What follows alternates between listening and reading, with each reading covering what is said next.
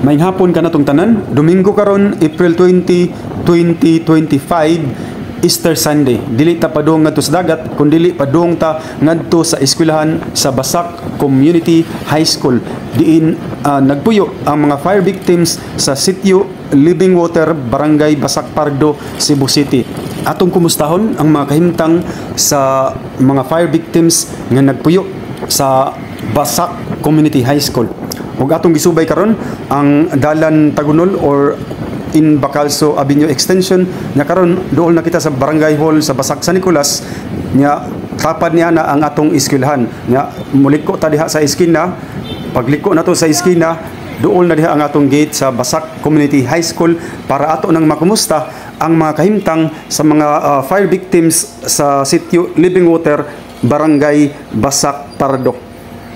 Ug karon naa kita sa sud sa eskwelahan sa Basak Community High School ug ato nang nakita nga aduna nay mga kasikas diri, mga kasikas nga atong nakita ug naobserbahan aduna nay mga gipanghayhay nga mga sinina sa second floor sa atong building sa Basak Community High School. Timailhan nga aduna gyud nagpuyo nga mga fire victims sa atong eskwelahan sa Basak Community High School. Ug atong makita ang mga kasikas diri sa gym sa Basak Community High School nga adunay mga gipahigayon mga tao sa Barangay Basak Pardo, adunay gipahigayon nga panghatag sa mga sinina ug mga distribute sa mga pagkaon. Ug atong sakon, atong sutaon kung unsay mga kasikas ug kahimtang diri sa second floor sa building sa atong eskwelahan sa Basak Community High School. Ug mao ni ang kahimtang karon sa second floor sa Basak Community High School.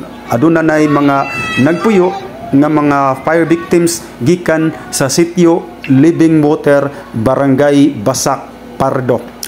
Sa atong mga naobserbahan diri ang atong lobby, adunay mga gipanghayhay nga mga sinina sa mga fire victims ug mao ni ang mga kahimtang ug kasikas diri sa second floor sa Basak Community High School, mga katabaghak.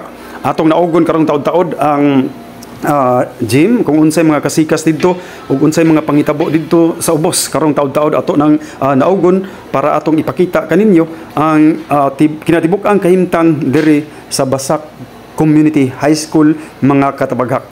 Now ato sang lilion diri kung unsay hitsura diri sa babaw, mao na ang mga gipang-distribute nila nga mga sinina alang sa mga fire victims sa sitio Living Water, mga katabaghak.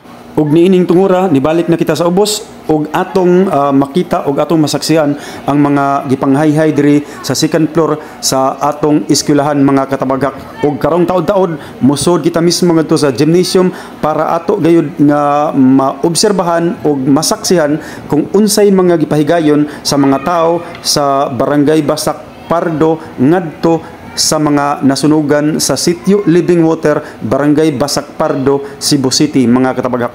Ug karong taod-taod musod kita mismo diha sa gymnasium para atong ipadangat ug atong ipakita kaninyo kung unsay mga kasikas nga nahitabo diri mismo sa gymnasium sa Basak Community High School. Ug diri sa stage atong nakita nga adunay impormasyon nga gitala ug matod pa sa atong nahinabi nga tao sa Barangay Basak Pardo, opisyal kuno ni nga impormasyon nga ilang gitala mahitungod sa mga nasunugan sa sitio Living Water, Barangay Basak Pardo, mga katabaghak. Detalyado ang mga impormasyon nga ilang gitala diri sa stage, mga katabaghak. Ug mao ni ang mga kasikas adunay mga gipang-distribute nga mga used clothing, mga pagkaon ug ang pag-atiman sa mga tao sa Barangay Basak Pardo sa mga panginahanglanon sa mga nasunugan sa sitio Living Water. Adunay mga tent nga atong makita ug mao ni ang mga kasikas nga nahitabo diri sa Basak Community High School, mga katabaghak. Ug atong makita ang mga hinayhay sa second floor sa atong eskwelahan, mga katabaghak, nya diri sad sa gymnasium ato sang makita ang mga kasikas nga adunay gipahigayon nga pag-distribute sa mga sanina, sa mga pagkaon ug pag-atiman sa mga biktima sa mga nasunugan sa sitio Living Water, Barangay Basak Pardo, mga katabaghak. Now ato makita ang mga tao nga giatiman gayud na tent naasay mga tao gikan sa barangay Basak Pardo nga nagatiman sa mga panginahanglanon sa mga tao diri mga katabagak. Karon mobalik ta sa atong opisina, mosud ta sa atong opisina mga katabagak, bisag Domingo nako nisod ta diri sa atong opisina, atong gitan-aw ang eskwelahan nya ang atong opisina mao ni ang hitsura ning adlaw sa Domingo mga katabagak.